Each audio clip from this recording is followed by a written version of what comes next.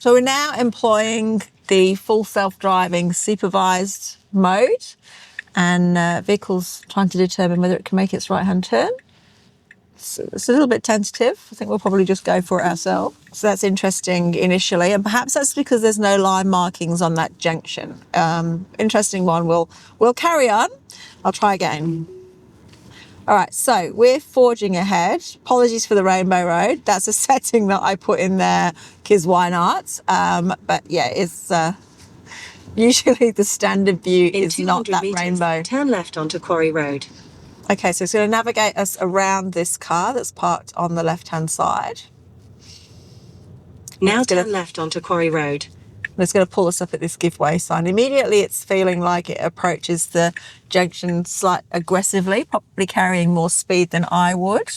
But it's made the decision to make that turn, and now it's carrying on. So again, I've got my hands on the steering wheel. It's really important that you stay in control of the vehicle. This is not a self-driving car, even though it's carrying out all of that. Now turn right onto High Street. You're still in control of the vehicle. You're still the one that needs to intervene should there be an issue. Okay, so it's making the right-hand turn now at this junction. Again, I've got my hands on the steering wheel. It's keeping an eye on the traffic lights. It's put the indicator on itself. You can see there from the screen ahead of us that it's monitoring the approaching traffic. And once it turns green, the car should progress normally. So it's taking off here. It's making the right-hand turn. It's cutting across the Cross-Hatchings, which is interesting. I probably would have taken a different line myself. Quite disconcerting because it's well within the speed limit. Meters, turn left onto Onslow Street. But it is feeling like it's approaching junctions quite fast. This is quite a complicated junction here. There's a pedestrian ahead of us, which it didn't slow as much as I would have liked for that pedestrian. Maybe not as cautious as I had expected it to be. Or maybe I'm more cautious than I expected. But here, we're going at 45 k's an hour. The speed limit here is 50.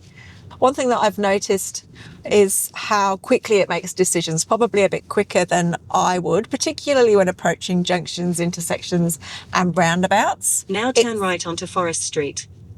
It's looking around the vehicle at all times. It's where I have to do my head checks, checking both ways. It's already made the decision that it's good to go. But there's a reminder there for me to keep my hands on the wheel, which is all good by me. If I'm honest, it's not quite as smooth as the first time that I experienced FSD. That was on a prescribed route. We're taking a drive in the new Tesla Model Y with FSD, full self-driving supervised. The supervised is really important. I'm still in charge of the car. And on first impressions, it's a really interesting system.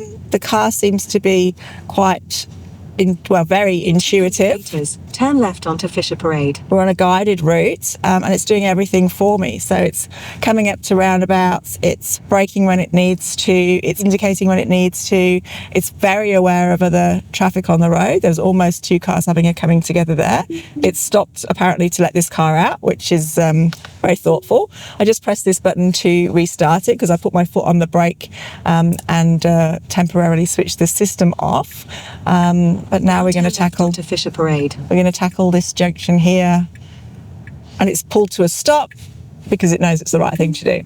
So it's interesting to see how it's tackling the challenge. It will make this left-hand turn very shortly, and we'll see how this one goes because from memory, it's a relatively tight turn. It's missed it completely. It's missed it.